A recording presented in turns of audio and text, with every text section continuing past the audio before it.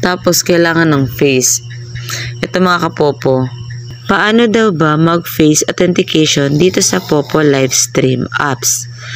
Ayan, for today's video mga kapopo, i-share naman natin o ituturo naman natin kung paano nga ba makapasok sa face authentication.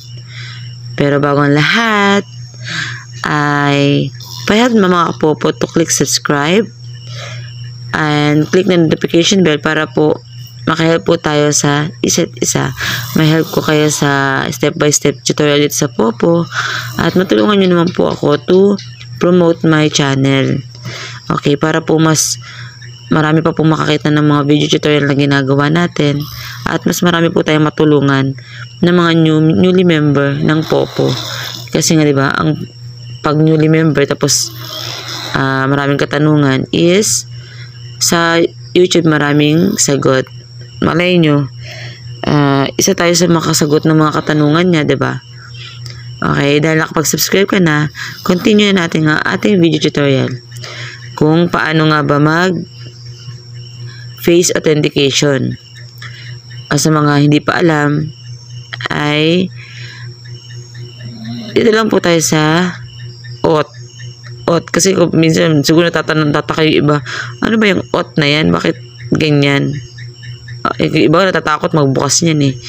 Kasi syempre mahirap magkutingting lalo na kapag hindi mo pa gamay ang Popo apps mo.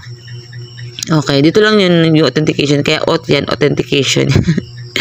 For short ng authentication, OT lang. Okay, punta lang po tayo sa OT. Click nyo lang yung OT. Ayan. Okay. Dito lang po yan ang face authentication. Please complete authentication process first. Okay. Pag punta tayo sa go. Okay, click mo lang yung go. Okay, kung papansin nyo mga kapopo is meron dyang please upload a clear photo of yourself first. I-click mo daw muna yung iyong picture. Ayan. Click. Mag-upload ka ng picture. Anong picture na maganda? Ay, taray. Ganda. Dahil kay Mr. yung aking account, dapat si Mr. ilalagay ko. Grabe naman. Okay. Testing lang natin yung picture niya na to.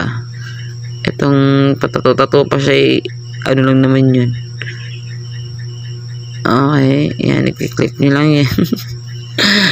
Loko talaga. Yan. Yan. Tapos, syempre, start to certificate. I-click natin, upload photo of yourself. Ayan. I-click mo lang to, start certificate. Tapos, kailangan ng face. Ito mga kapopo. Wait lang. Nakita nyo? Yung face ko. Kasi, syempre, sa Mr. ko itong account, hindi niya mako-confirm yung face ko. Kasi, magkaiba kami ng face. Hindi naman kami twin. Or, kahit nga twin eh. Syempre, may pagkakaiba pa din. Nung tinesting ko yung mukha ko, the photo uploaded does not match yourself. Please confirm the photo is yourself. O upload the photo of yourself. Kailangan kung ano yung mukha mo na ilagay dyan, yun din mismo yung makikita sa face authentication. Okay? Dahil hindi naman pwede yung mukha ko ilagay dyan kasi account ng asawa ko yun. Diba? Naka-mail siya. Hindi naman pwedeng ako. Kaya yun, kailangan kung ano yung authentication na ginagamit nyo sa inyong picture na in-upload, ganun din yun sa inyong face. Ayun. Kaya kailangan ikaw talaga yung gagamit na account mo. Kaya dito sa Popo, bawal yung dalawa-dalawang account. Ganun lang mga kapopo. Yun lang. Basic. Super basic lang. Pupunta lang po kayo sa OT. Tapos, click nyo lang face authentication. Tapos, yun. Picture nyo. Picture mo muna yung unahin. Tapos, face authentication na yung mukha mo mismo.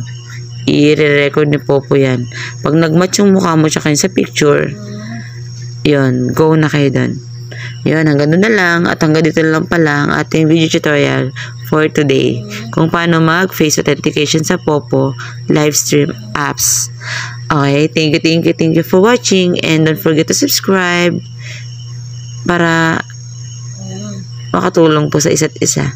Okay, lalo sa mga newly member. Okay? Thank you for watching. See you in our next video tutorial. Bye-bye!